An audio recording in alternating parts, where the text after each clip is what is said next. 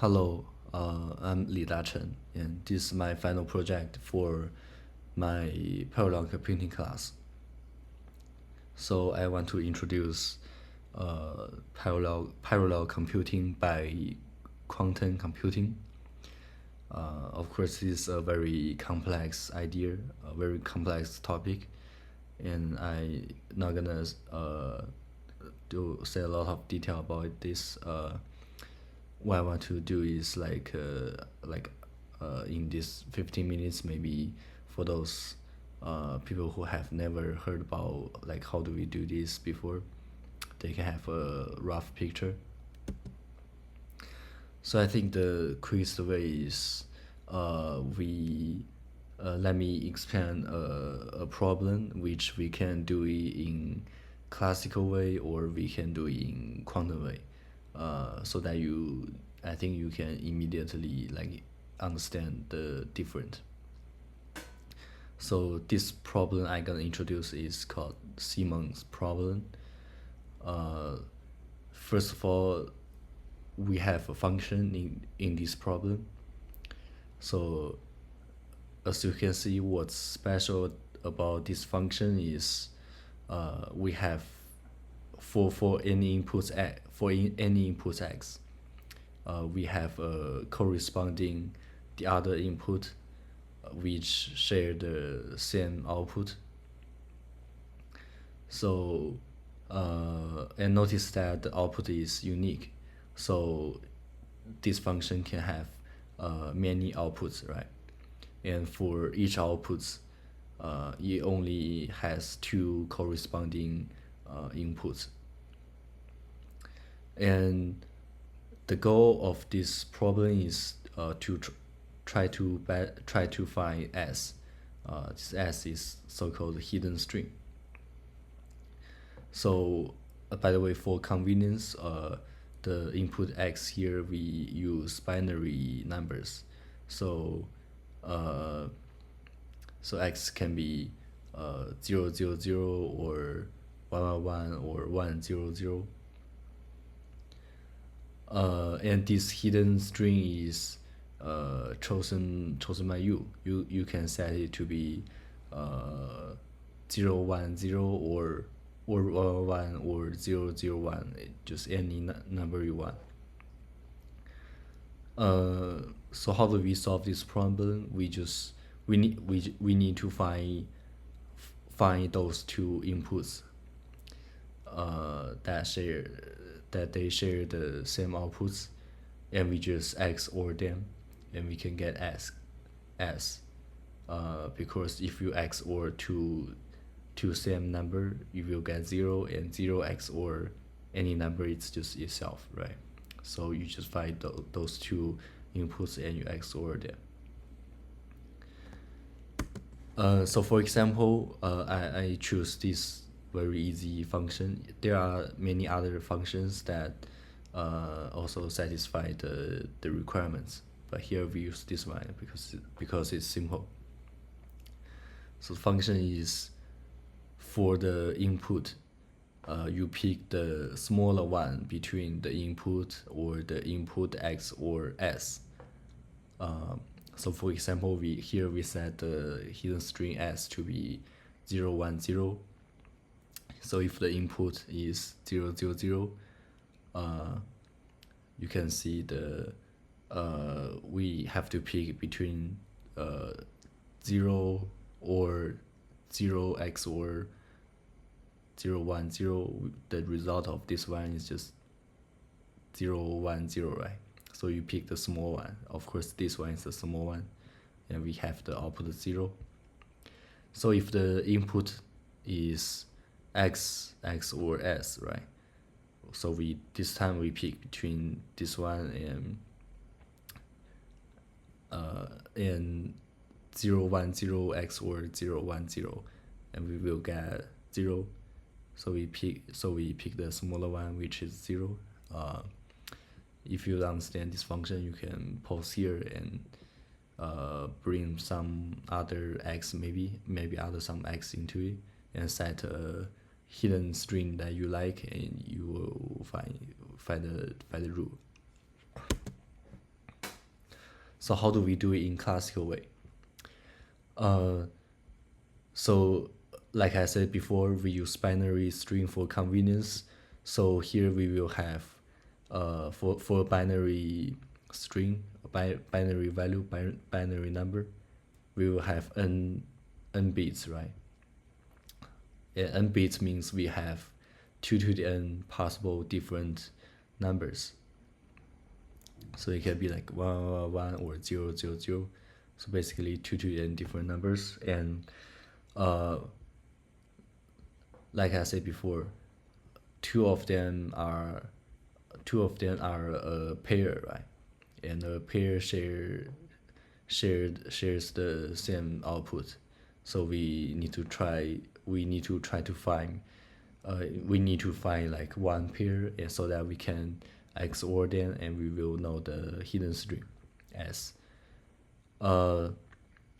we don't need to input all like 2 to the n numbers. We can be clever. We only need to input 2 to the n over 2 plus 1, right? Because it's a pair, so once you input half of the possible numbers, like you input one more, and for sure that like you will get a pair. So how do we do it in quantum way? This is the important part. Like I said before, for the classical way, you need to input like you need to input this many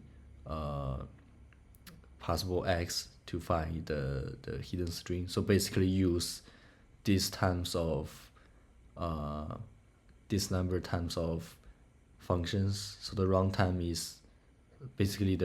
is just big O and 2 to the n, right?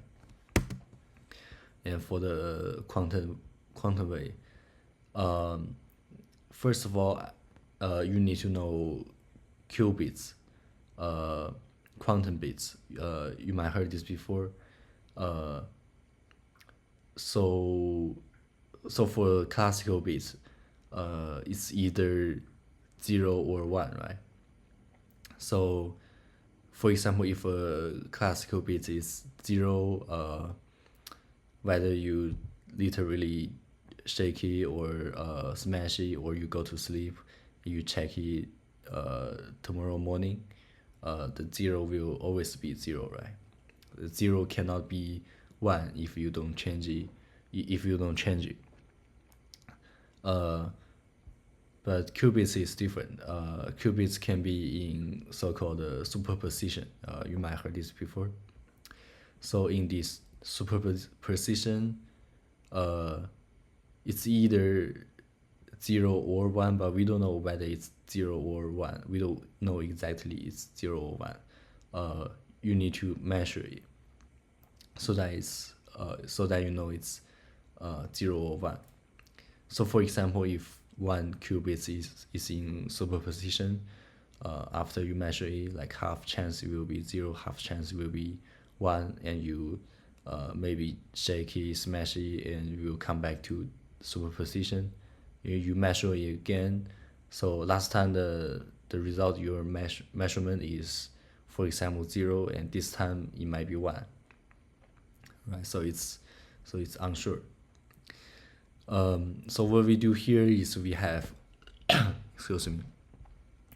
What we do here is we have n different qubits, n qubits, and m qubits. You don't really need to care about this part for now.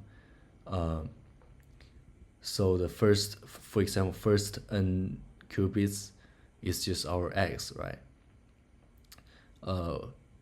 So because it's either 0 or 1 for each qubits, and we have n such qubits, right? And we will have n, like if you measure here, we will have like n 2 to n different x, right? And you just input them into this function gate, the f gate. What we do here is just like what we do before. we input x and the function will give us a output. So here we input this x and we will get some output. So here each line is a qubit. So for the first output, like n qubits here, we will still get our input. So these are same here and here. And for the last m qubits, we will get our output.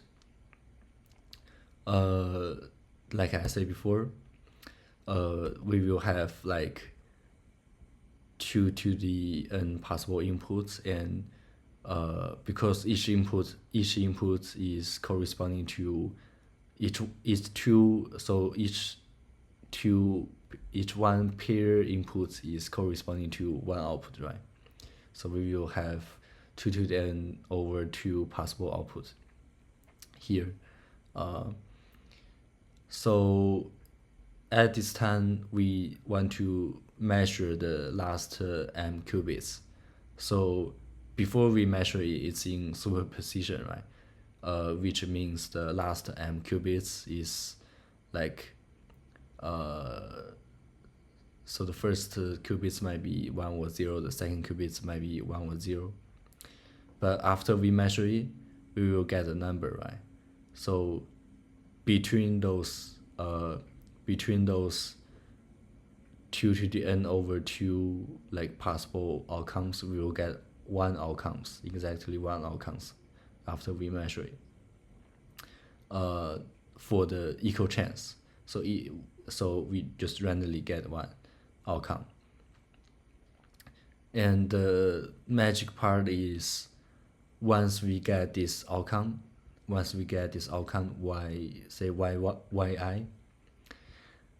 and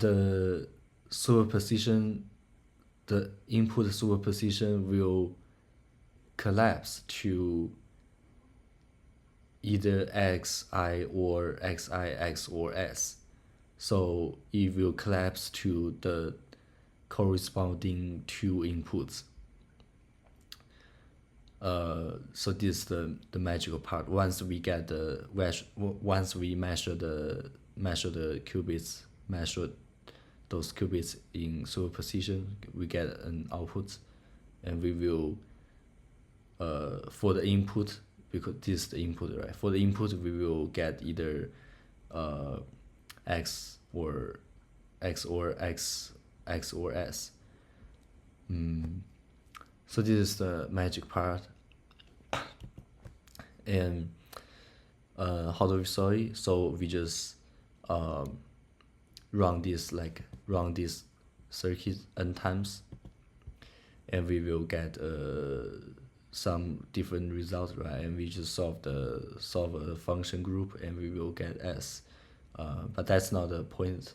The point is, you can see here, so for classical computer, we can only input one input each time, right? But for a quantum computer, we can input qubits that in superposition, which is actually each time we input, we can input 2 to the n different x, right? So you can see, so for the classical computer, because each time we can only input one input, you can have only one input. So imagine extreme situation. We need like 2 to the n processes to do the parallel programming, right? So each process deal with like one input. So we run, or you can say we have one process and run the function for 2 to the n times. But for the quantum computer, we only need to run like n times, and each time we get an output, right?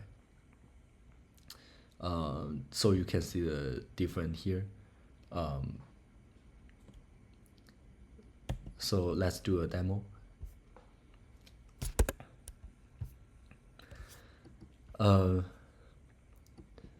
Let me expand this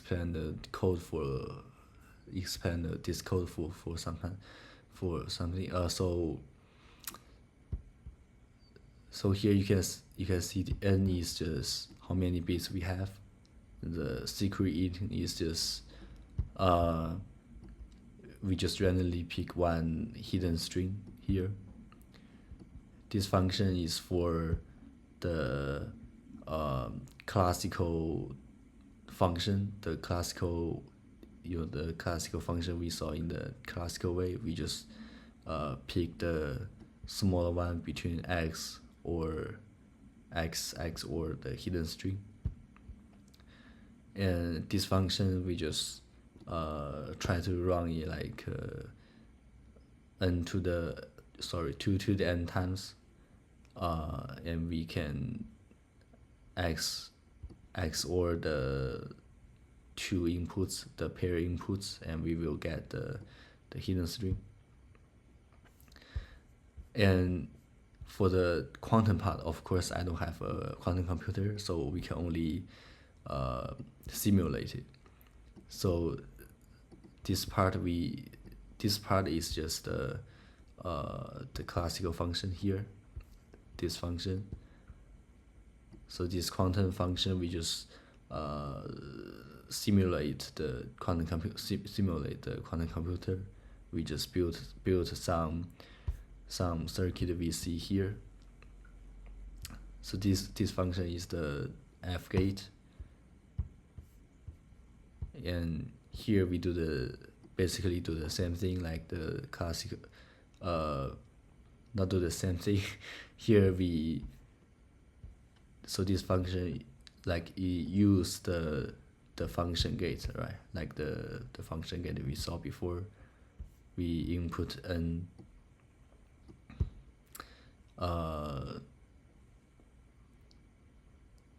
and we will we input a number, and we will get the output and the input, and we do some so after we do some calculation, we can get the hidden string, but that's not a part, so we don't really do the we don't really solve for the hidden string here.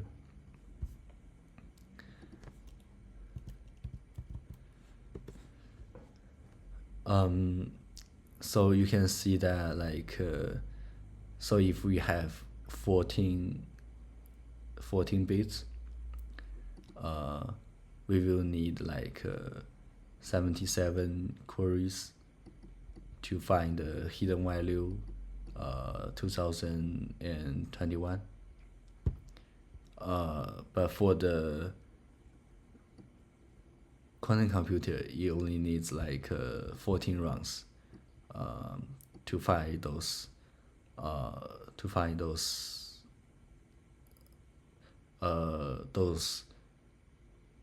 outcomes that you need so that you can have a function group to solve for S. I think those are the outcomes we get. Yeah, that's it.